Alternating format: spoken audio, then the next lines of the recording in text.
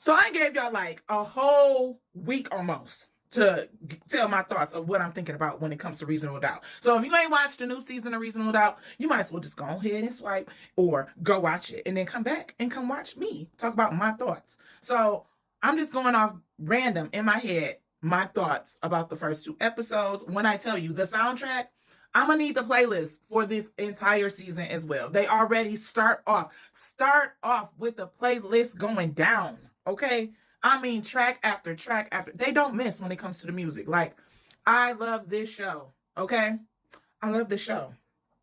So my thoughts just in totality is, I understand Jack's point of view when it comes to Lewis and his baby mama side. I don't want to say what they call it, but I understand Jack's position. Like, girl, I accepted the fact that when we took a break, my man, my husband, was irresponsible and he got you pregnant. I understand, and I supported it. But for you to turn around as if I can play God and then try to sue us because, the baby didn't make it, which is so sad. In the second episode, seeing her break down, I was just like, okay, I'm gonna give her grace. I was giving her grace anyway because I don't know how it would feel to lose a child, but I just didn't like how she was coming from my girl Jax because I'm loyal. You know what I'm saying? That's my girl. That's my girl. That's my girl. But seeing, and Jax agreeing, I'm like, good, because that lawsuit was getting kind of cray.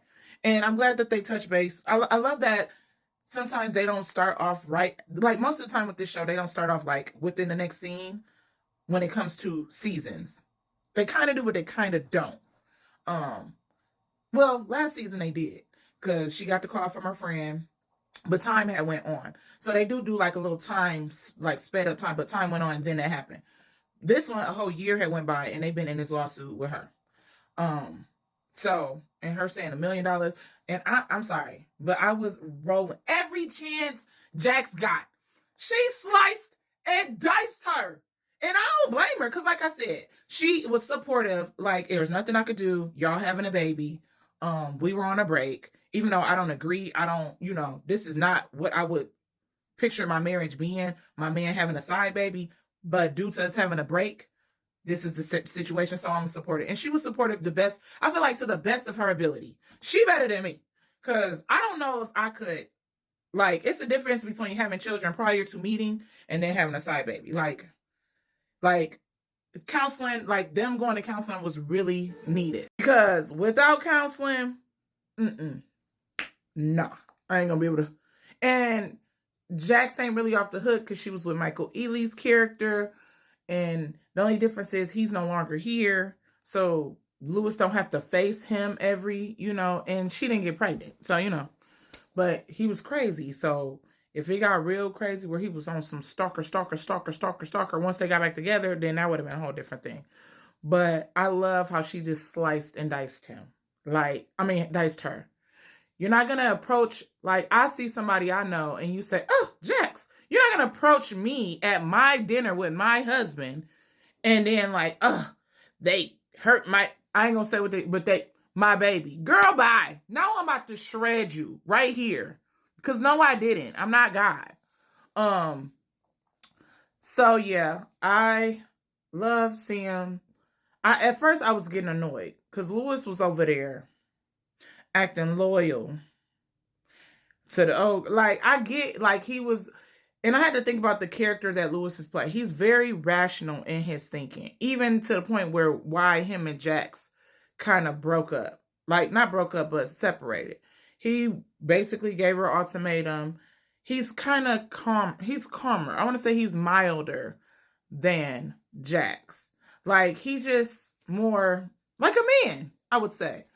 So, him taking old girl's side, granted, he's in it too. But I'm glad, like, the closure night was definitely needed. Now, I don't know if I could do what Jax did, but I probably would have did it the same way Jax did it, because I can't even imagine. Now I'm about to talk about the case. The guy, whatever, the little child actor, he getting on my nerves.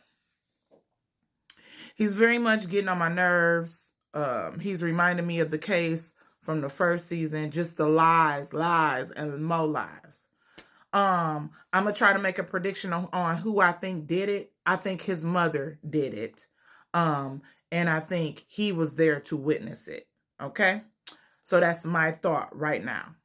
Granted, the pictures he got, I mean, they showed him with scratches and he was kind of doing some actor weird stuff in the mirror or whatever. But I actually think either his mother or I think the publicist, the girl who played Brandy on P Valley. I think her name Brandy. Her name is Brandy in real life, but the girl who's on P Valley. Either way. Either her, I believe it was his mother. And I'm going to tell you why. Because, one, I just watched a show called The Girlfriend. If you haven't watched it, go watch it. Moms will do some crazy things for their kids, especially when they feel like they don't agree with what's going on and they don't like their girlfriend. And it's sad because he getting on my nerves, but I felt for him when he said, I'm not a person, I'm a corporation. And that just was like, whoa. Like when you really think about a child actor or actress, they, like you think about a Drew Barrymore, they go down this spiral and it's because they are the ones who made it. They are the ones funding the whole family.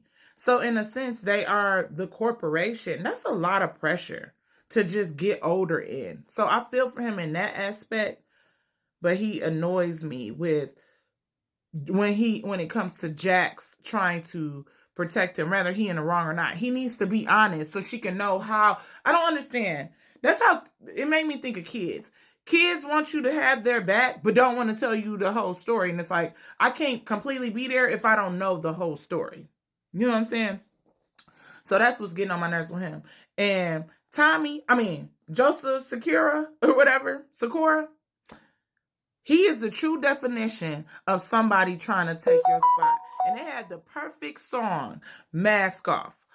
Mask Off. Like, that is him. He's trying to come off like he care and he's just trying to do it he is such a snake in it. Oh, I hope Jax find out sooner than later, and she's smart, that he is a manipulator to the point, like he a lawyer, like he's coming for her spot. So she need to make sure she is ready. I love how they have Morris Chestnut, but he's leaving. But I got a feeling he'll be back for the next season. But the beginning, Jax running in, I think that's her son's room. And she's like, no, I hope that's not her kids, one of her kids. Like, oh my God. So I'm excited for this season. Those are pretty much my thoughts so far. I'm trying to see if I missed anything. The only thing that I also want to see what happened to her friend and her husband when they went to counseling, because they showed them in the trailer, but they have not presented them yet. She put her house up for her cousin, and he was like, and she did it behind his back.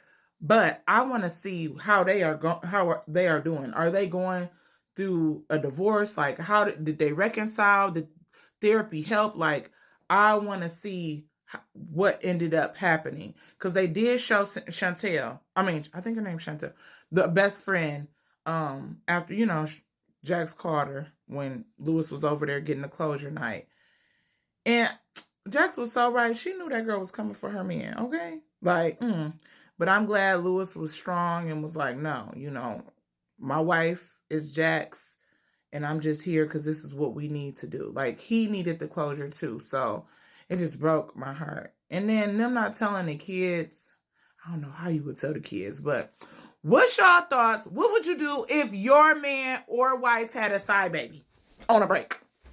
And who you think did it when it comes to the case? All right, I'll be back next week or this week.